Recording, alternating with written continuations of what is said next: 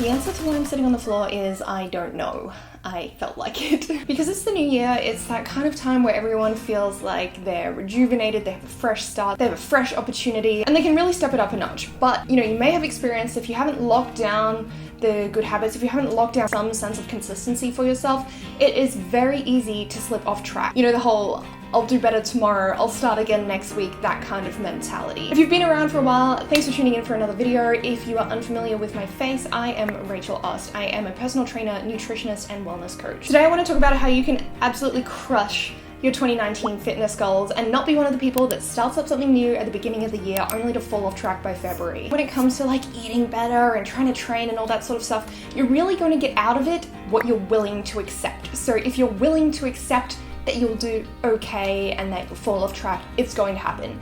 If you're willing to accept only, you know, the highest standard from yourself, then that's what's going to happen. A lot of this comes down to the mentality behind why you are doing what you're doing. But I wanted to provide you with 5 tips that are going to help you get past those goals and stay consistent over the year. I'd love to know as well, leave me a comment, what is one of your fitness goals for this year? And that could be to do with mentality behind it, that could be to do with your food, training, anything. I'm interested because it will help me figure out what sort of videos you guys would like to watch. Alright, so let's get you started. Firstly, you're going to want to establish a routine for yourself. Now that doesn't mean doing the same thing day in and day out. So let's be real, it doesn't work like that for most of us.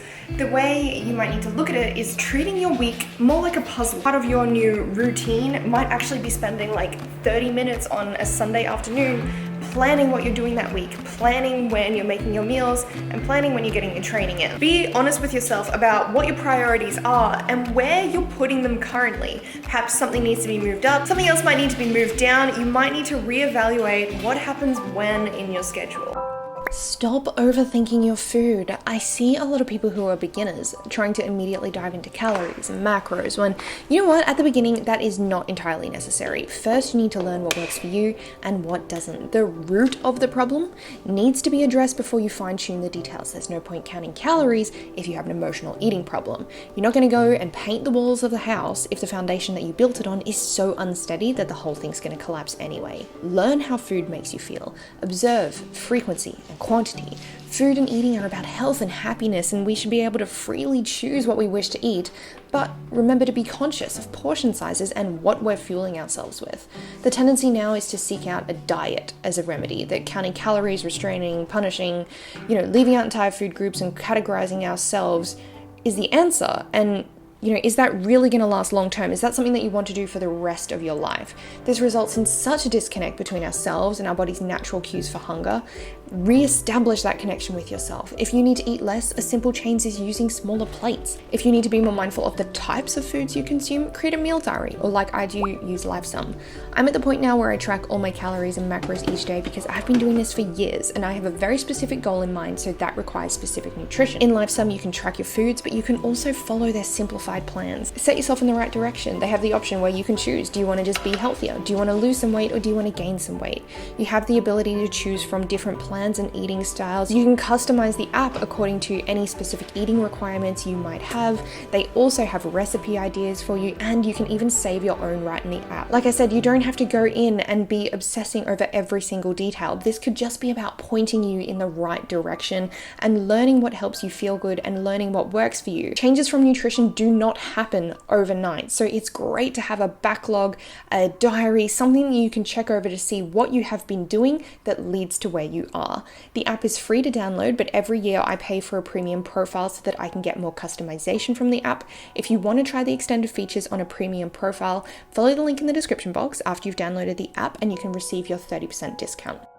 Let's talk about goal setting. Obviously, there is some sense of importance to it. It's great to have a direction and know where you're headed, as well as a date that you want to get there by. I'm sure most people know that by now. That's not a new concept to set a timeline for the things that you want to achieve. It's gonna really hone down a due date and make sure that there is some compliance there. What I do want to talk about though is the way that you establish your goals. So I have a one-on-one online coaching program, and as part of the process, people need to apply just to see if they'd be a good fit to work with me. because obviously, you know, everyone has different coaching styles. So I go through an application process, and so frequently I see people applying and saying, you know, they want to learn to exercise and they want to do the nutrition because they don't want to get sick, or because they don't want to be overweight, or because they don't want to have insulin resistance. There's very much this push from the back. That's the way I like to think of it. It's almost like there's a risk for not doing it. That's okay, and for some people that works, sure, but for others you might find that, you know, setting yourself up with that mentality of, oh, this is going to happen if I don't do it, is not effective for you, and you still fall off track anyway. If you have to learn to wake up earlier to get out of bed and train before you start your workday,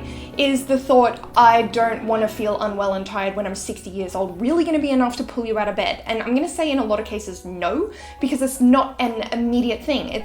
There's no reward for that. You know it'll pay off long term, but is that helping you in the moment? So if the risk doesn't motivate you, use the reward. Use what's gonna pull you forward. I feel like that's so much more exciting. What's the best version of yourself that you can imagine? And yes, that's scary to think that big, but that's going to help bring us forward, and that's going to bring that excitement and that want to actually do something. So think, how can you pull yourself towards it rather than being pushed away from the consequences? I feel that does have a negative connotation towards it, whereas if you can find the pull, that's exciting, that's fun, and that allows you to feel a sense of development and a sense of growth. Going off the back of the whole goal setting principle, another thing that I feel is incredibly important is building momentum. Give yourself small tasks to focus on over and over again. You must be working on what you think you deserve, and you must outwork yourself. Look at things which seem tiny, but they give you that sense of accomplishment. Set these goals smaller, because it is important to feel like you're accomplishing things regularly. Set a goal for January 20th, set another for March 1. Keep them frequent, manageable, and trackable.